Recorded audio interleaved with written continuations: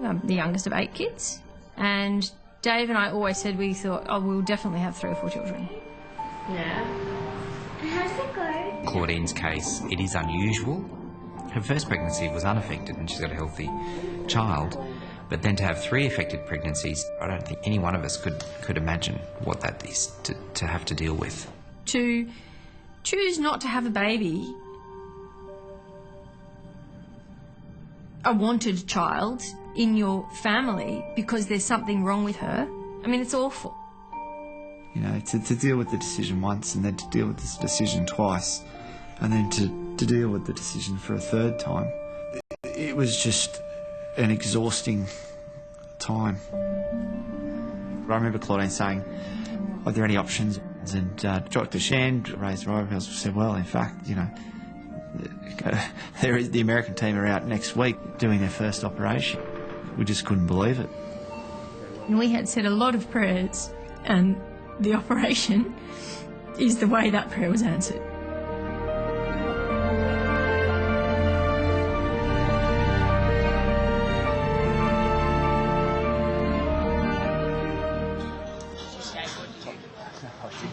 Well, you're in like a game. I met Dave in 2010. I was 30, I was single, and I was living with my parents. My sister said to me, can you come to this charity function?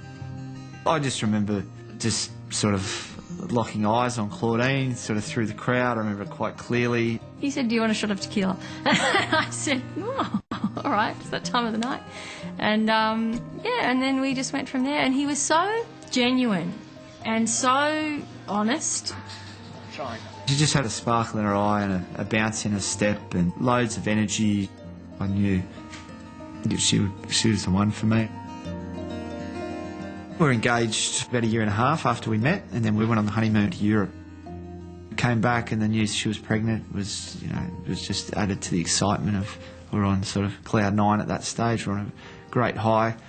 And Eliza was just a great pregnancy. I mean, Claudine just rolled through that very easily.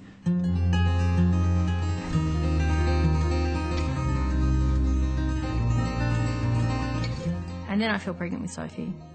Because Eliza was a very straightforward pregnancy, my second pregnancy, I was planning to take the same route. Made an appointment with my GP. 12-week scan came and went, fine. 20-week scan came and did go and was not fine.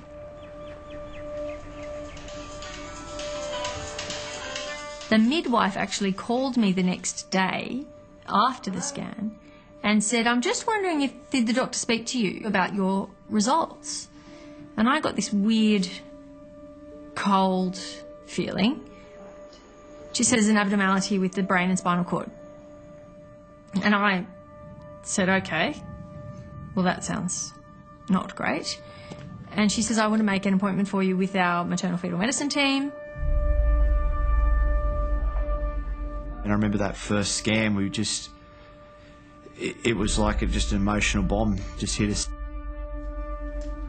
We didn't really have a great understanding of what spina bifida was. It was sort of spina what? Got some pictures here to show you about the problem that your baby has. So our journey of trying to find out about spina bifida started from that day.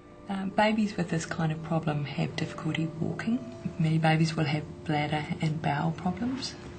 There are changes in the brain which often will get worse over time. Claudine came to see us after a diagnosis of spina bifida had been made on their unborn baby. At that stage they knew very little about spina bifida and the problems that this could bring. Spina bifida, a birth defect that, if not fatal, often means partial paralysis. In the 60s, 70s, before ultrasound, there was a lot they didn't know. It's the most severe fetal abnormality that is compatible with life. Achieving the normal everyday things like learning to stand and walk requires effort even for the normal child. But for the handicapped, such as the spina bifida, the effort is multiplied at least 4-fold. It's an everyday struggle involving a vigorous routine of exercises. This is a condition affecting a baby's spine. Often the nerves are exposed to the amniotic fluid in utero. The nerves get damaged And this can lead to problems with walking, bladder and bowel function, and also sometimes children get hydrocephalus, which is fluid around the brain. Traditionally, the choices were to continue and accept the challenges that come with the condition spina bifida, not just for the child but for the family, or to have a termination of pregnancy. And I mean, I can't even personally imagine what that's like.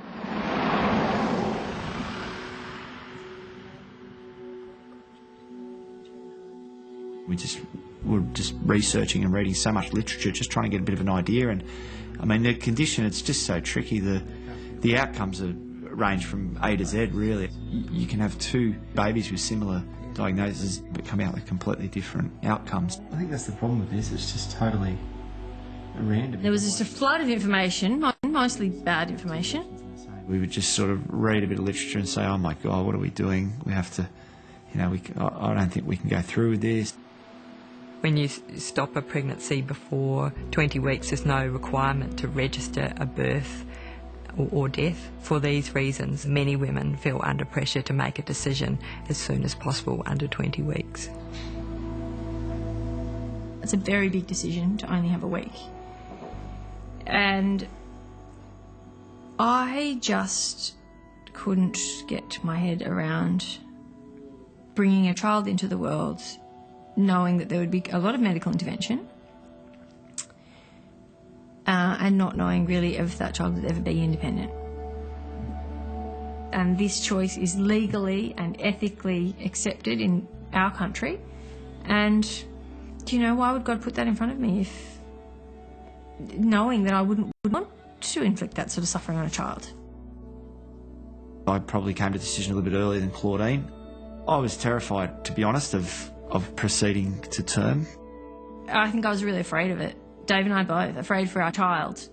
But I think maybe we were secretly afraid for ourselves, having to watch a child go through all different milestones or friends or issues with bullying or whatever it may be. The world is a difficult place for the best of us. And if you're a bit different, it's even harder again, I think. It's thought about 8 out of 10 women choose to stop a pregnancy with this kind of problem.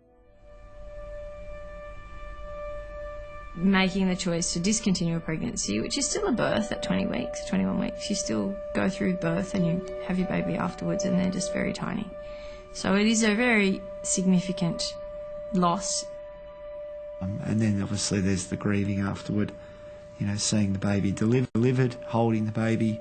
I remember we stayed with Sophie for a day or two afterward, which I think was a good decision. If you take the high-dose folic acid at least a month before pregnancy and for the first 3 months of pregnancy, the chance of this happening again is about 1 in 200. Claudine and David came to see me about having another baby. Statistically, it's really unlikely that it's going to happen again. They knew that there was a small increased risk of having another baby with spina bifida, but I thought it was very reasonable that they try again, and so they did. We were really excited for Eliza to be having a sibling, and things are looking really promising. Unfortunately, they found out at 19 weeks they were having another baby with spina bifida, and that was baby Willow. Understandably, they were very upset, but felt that they needed to get all the facts about what was the degree of severity for Willow and what kind of quality and quantity of life which she would have. I think Dr. Shem was, like everyone, was quite shocked. I don't know what the exact odds of having 2 in a row, but I know that it was very unexpected.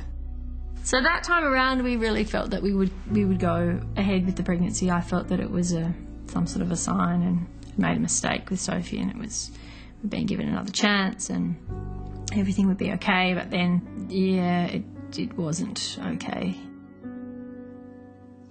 Willow already had club feet, showing that the nerves going to her legs had already starting to show signs of damage. She also had fluid on the brain, so again was at risk of needing a shunt and with long-term problems.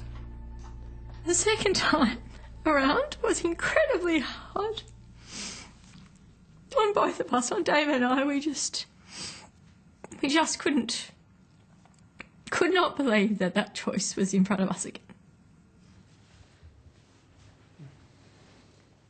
Claudine agonised over stopping the pregnancy. She really found it very, very difficult to make that decision. It's very hard to look at. But felt overall that Willow's condition was just too severe. Just cannot believe it.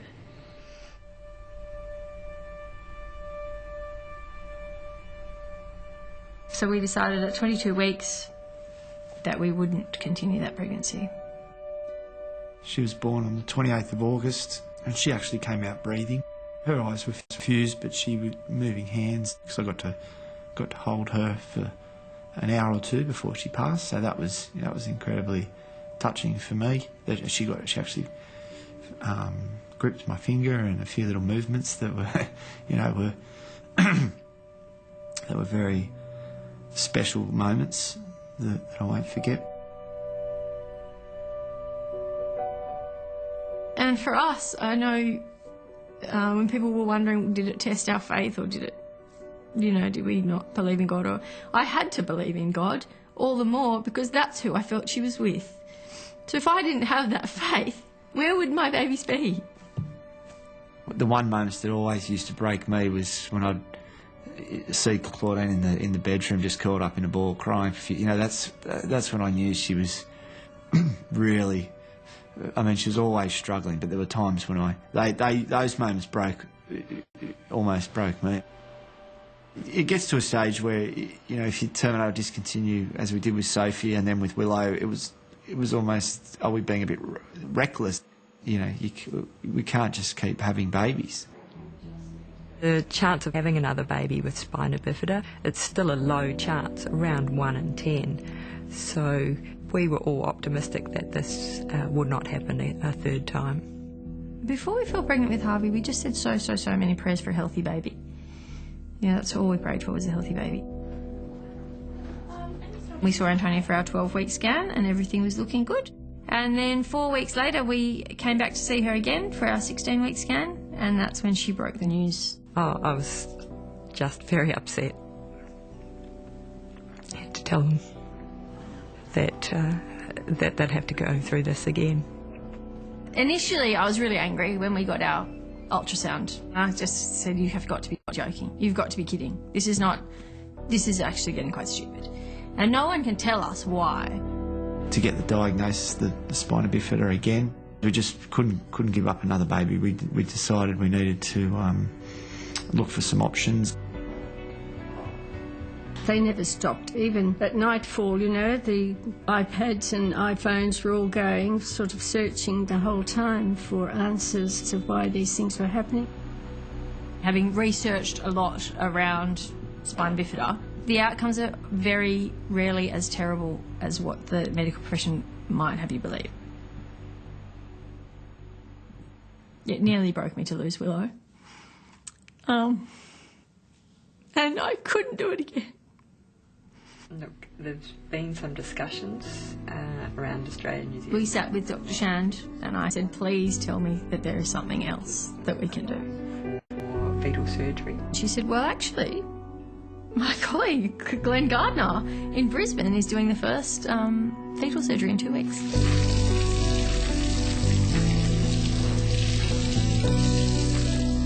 As a maternal fetal medicine specialist, I'm essentially an obstetrician, but my focus is not on normal healthy pregnancy. It's actually on helping women with complex pregnancies problems and getting them the best outcome that we can. Spina bifida occurs in about 1 in 2,000 pregnancies. Opening the mother's abdomen, opening the uterus, exposing the baby, which is open fetal surgery, has been practiced in the US for a long time. So the MARTA basically got an American team to come to us to support us for the first operation. A team of 40 doctors and nurses performing life-changing surgery on a 24-week-old in utero baby. Until now, patients were treated after birth or had to travel overseas for in utero surgery. But doctors at Brisbane's Mater Hospital have successfully performed a procedure pioneered at America's Vanderbilt University. After we had done the first case with the American team, almost at the same time I'd heard from a colleague in Sydney, Antonia Shand. Glenn said, well, isn't it good that you're ringing this week because the timing is perfect for this. You can see here the spina bifida lesion. So, and then they went up to see Glenn in Brisbane to talk through the surgery. So we're looking at little Harvey, Claudine's baby, in utero here. This is at 21 weeks, and you can see that this large bubble here on the baby's back is where the spine is open. It's about 4 by 3 centimetres, quite a big lesion for little Harvey. When Dr. Shand brought this operation to Claude's mind, there was no stopping her. She was straight into it. Claudine, this is the website from the team that's supporting us in the US at Vanderbilt University. My first impressions of meeting Claudine and Dave were that they were very astute around the issues of spina bifida, almost to the point of I felt they knew more than me about the condition. The type of operation we do is in the upper part of the uterus, and it has a higher risk of having a complication. And Dr. Gardner wasn't making it out to be any kind of miracle cure. Okay. It was just an option that the results had shown that more often than not the outcomes were better for these kids. the major risks to you are the fact that we're having to open up the uterus, and that puts a scar on the uterus that poses a risk of coming apart during the course of the pregnancy. Okay. And that's why. What kind of risk? I knew about the premature birth rate, and I knew all of the things that could have gone wrong. But there were risks involved for Mum and Bub, and trying to weigh it all up, and you just can't. I mean, it comes to a point in time where you just have to say, look, go for it or don't. That night I remember we're going to do it. If we fit the criteria, we're totally doing that surgery. We really liked him. On the day, I was probably more nervous than I would be going into an operation. This could go really bad if something went wrong. It could be awful. We mark out a site where we can safely get access, and that exposes the baby's back. The neurosurgeon steps in and with the plastic surgeon, and they close the spina bifida defect on the baby's lower spine. The techniques are the same as doing it when the child is delivered at or near term. The quality of the tissues is quite different. The skin is much thinner. It's almost like sewing wet bits of tissue paper together, and you've got to be very careful and gentle with the tissues. Certainly one of the things we need to pay close attention to is trying to make sure that uterus stays relaxed, a bit like poking a bear with a stick. You're doing an operation on a muscle that may well be reactive if the anaesthetic isn't deep enough. The last thing you want is the lady going to labour. Once the back is closed, we replace the amniotic fluid, which is spilled out, and we close the uterus. It's about 2.5 hours, and we were very pleased afterwards, of course. The first face that I saw when I woke up in my anaesthetic-filled haze was Dave's face and Dr. Gardner. And straight away I said, how'd it go? And he said, good, went very well. And I said, how's his heartbeat? I said, did it drop during the thing? And he said, no, it didn't drop below 113. And I still have that. And I was like, okay, good. He didn't get strung out or stressed out in there while that was going on. And that was all I needed to hear. 2 days later, I was in a normal room on the ward. Hello, Glenn. Nice to see you. And then on the Monday morning, Glenn called to say, this wonderful nun here, Sister Angela Mary, who she actually ran the Mater for a long time. He said, I just wondered if you would like to meet her. I went to see her, and she looked at me then and immediately said, I've had 2 terminations. And I just listened. This is part of a story, and I didn't... Why could I judge her? Glenn said that to me, that, I wouldn't worry about that. He said it goes up and down. There was a connection straight away, and I had told her about our girls. I thought she didn't have to tell me that. She's a wonderful lady. She's honest. Her idea on faith is probably quite closely aligned to mine, and it's always very nice to find people who are bound by their faith, who have a really open-minded view. How are you feeling? Not too... No, I'm feeling all right. Don't worry, I'll run away and lie in the lounge if I need to. We made it home, and it was so nice to be at home. A measuring thing. And then we were really desperate to see a scan. I could feel him kicking. I think it's almost ready. She wants to go outside. Okay. Do you want to let her out? Let's put her outside. Good to be back. Yeah. Well, I hope so. See what this baby's up to. I was really interested just to have a look at a scan, just to see what his head was doing and just to be a bit reassured. Yeah, lots of movements. Oh, there's one. Did you see? That's a huge one. That one's a big one. Very big. Yes. The cerebellum, very hard to see today, just in the angle we're getting, and having to press quite firmly there. I'm sorry about that. That's okay. I know your scar's pretty sensitive still, but It's better down low than it is up high. yeah, that's looking pretty good at this stage. Okay. Very busy. Every week was sort of a bit of a milestone, particularly once we got over 28 weeks, we were sort of feeling a bit better. Once we got over 30, we were feeling very happy. And obviously we'd like this baby to be born at full term, as you would. We would love him to arrive on his due date. All the measurements are looking good. Fluid's good, blood flow's good, so really as good as it can be. That's happy news for today. Stay well, and I'm expecting to see you. Still pregnant. 4 weeks. Still pregnant in 4 weeks. Thank you, Dr. See you in 4 weeks. Yeah, that's amazing, isn't it?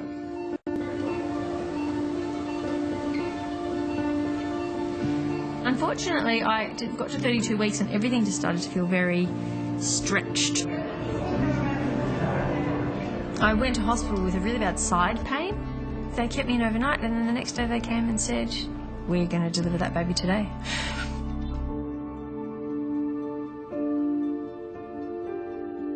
At 33 weeks, little Harvey declared himself to be born.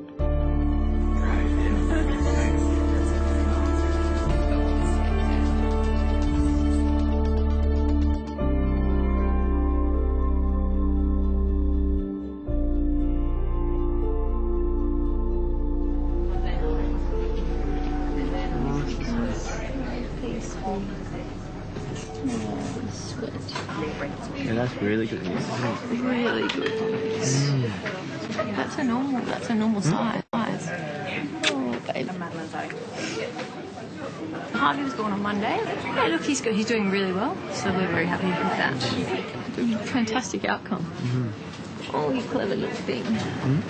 He looks so cosy on his side like that, tucked into his little nest. It's like crowns there. Kidneys good, bladder good. Really? Yeah. Geez, Mitchell's around 7. Yeah. Wow. It's amazing, isn't it? Nothing under 10. I had a kind of stressful couple of hours waiting for some feedback, and I think the first message I got was a photo from Dave with the baby on the cot, and he looked fantastic. Hello, Claudine, are you there? Hi, yes, Hi, we are. hey, hi guys. Hi Dave, how are you? Do you want, yeah, sure. Oh, there he is. Can you see it? Yeah, he's gorgeous. I was holding him in my hands 10 weeks ago. I know, it's amazing. Yeah, Very incredible. Just got such a great result. Okay, I'll leave you guys now, hey? Thank you so much. And I'm going to pop down and see you. I'll be in Sydney in early December. So Great. we'll catch Love up. to see you. We'll catch up. They're a very nice couple to be with. And Claudine, she had asked me to come down to Sydney to see them when the baby was born. An absolute joy to me. It's been a success. The baby is born, and the baby seems very well. his name? Harvey. Harvey. Isn't that wonderful? With Harvey and the operation, yeah, we've been very, very happy to have him here now. So it's great. It's only since he's actually come out, I thought to myself, ooh, the cesarean, the fetal surgery, the whole thing, that was a lot of medical intervention. But he's here and he's doing very well. The surgery was wonderful in that it made me feel like we could bring him into the world and do the best we could for him. It was like the first step. But to be honest, after the journey that we'd been on, he would have come into this world, no matter what. We're not going to know some of the outcomes until year 1, year 2, even year 3. But we just feel very fortunate and very relieved that we believe so far that we've had a great result. There's a huge bubble here of the spina bifida, and it's pretty striking how big it was. But I couldn't help feeling when I touched Harvey's hand that that could have been one of our girls. And I wondered, how on earth did I make that decision to not have them here with us? But I can't torture myself with that. But I feel really strongly that the girls are on this journey with us very much, because without them we wouldn't have Harvey. I look at him and I just think that he is a miracle.